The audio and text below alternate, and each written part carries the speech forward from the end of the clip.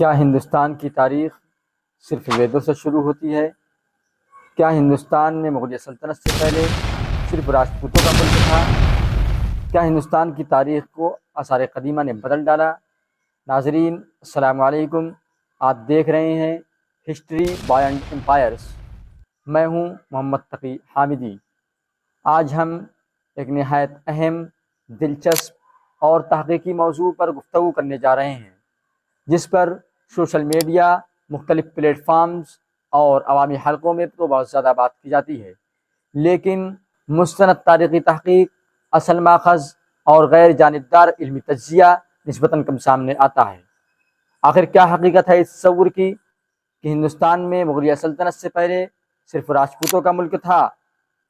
کیا اس سرزمین پر اس سے پہلے بھی عظیم سلطنتیں، طاقتور خاندان اور ترقی یافتہ قومیں موجود تھیں، جنہوں نے بر صغیر کی تاریخ، سیاست اور تہذیب و تمدن پر گہرے نقوش چھوڑے؟ کیا ہندوستان کی تاریخ صرف 2 یا 3 ہزار سال پر مشتمل ہے، یا اس کی جڑیں اس سے کہیں زیادہ قدیم، وسیع اور حیرت انگیز ہیں؟ ان تمام اہم سوالات کے مستند اور مدلل جوابات دینے کے لیے ہمارے ساتھ موجود ہیں محقق، اسکالر، معروف ہسٹورین محمد شفیع حامدی صاحب، اور ان کے ساتھ تشریف رکھتے ہیں ہسٹوریکل ریسرچ انالسٹ سر ابواللیث صاحب۔ سر، ہم آپ دونوں صاحبان کا اس پروگرام میں دل کی گہرائیوں سے خیر مقدم، ویلکم اور سواگت کرتے ہیں۔ گفتگو کا آغاز بنیادی نقطے سے کیا جائے تو ہمیں آپ کے نزدیک ہندوستان کی مستند تاریخی تحقیق کا آغاز کہاں سے کرنا چاہیے؟ بسم اللہ الرحمن الرحیم۔ سر بہت شکریہ۔ اگر ہم ہندوستان کی ہسٹری کو بغیر تعصب کے دیکھیں تو معلوم ہوتا ہے کہ ہندوستان کی تاریخ صرف مغلوں یا راجپوتوں سے شروع نہیں ہوتی، بلکہ اس کی جڑیں تقریباً 5000 سال پرانی انڈس ویلی سویلائزیشن سے شروع ہوتی ہیں۔ مورخ ایل بھی شرما اپنی مشہور کتاب the wonder that was India میں لکھتے ہیں، India is one of the oldest continuous civilization in the world، یعنی ہندوستان دنیا کی قدیم ترین تہذیبوں میں سے ایک ہے۔ سر میں یہاں آپ سے ایک سوال کرنا چاہوں گا کہ ہم اکثر سنتے ہیں کہ ہندوستان کی اصل تاریخ ویدوں سے شروع ہوتی ہے، کیا یہ بات کہاں تک درست ہے؟ سر، جہاں تک آپ کی بات کا تعلق ہے تو یہ تصور پہلے رائج تھا، لیکن 1921 میں ہڑپا اور 1922 عیسوی میں موہنجودڑو کی دریافت نے تصور کو بدل دیا۔ اب آرکیالوجیکل ایویڈنس بتاتا ہے کہ ادھک دور سے پہلے بھی یہاں اربن سویلائزیشن موجود تھی، اس لیے جدید ہسٹورین اپنی تحقیق کا آغاز انڈس ویلی سویلائزیشن سے کرتے ہیں۔ آپ نے بتایا کہ 1921 میں ہڑپا اور 1922 میں موہنجودڑو نے اس تاریخ کے تصور کو بدل دیا۔ اس کا مطلب آپ کہنا چاہتے ہیں کہ ہندوستان کی تاریخ کو آثار قدیمہ نے بدل ڈالا؟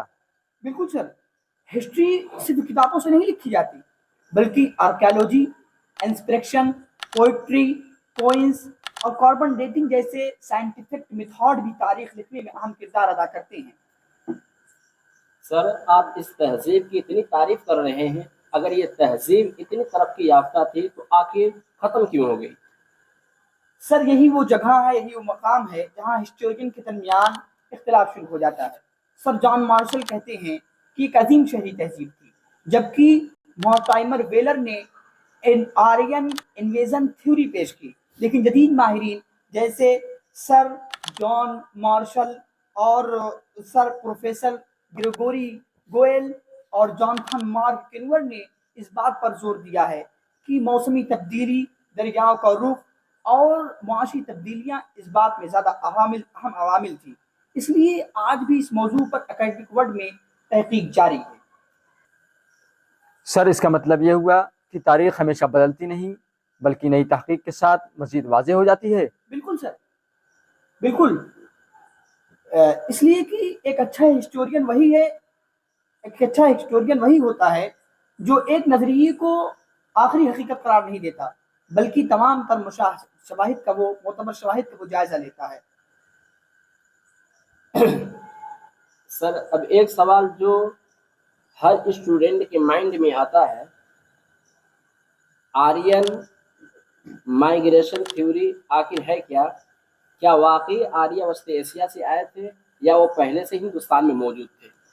बहुत अहम सवाल, और यही वो मौजू है जिस पर आज दुनिया की बड़ी यूनिवर्सिटीज़ में बहस होती है कि क्या आर्य वस्त एशिया से आए थे और आर्यन माइग्रेशन थ्योरी है क्या।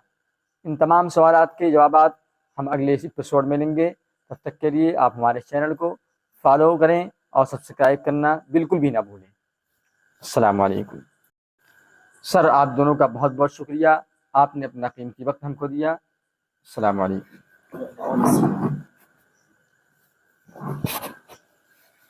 Subscribe to my channel.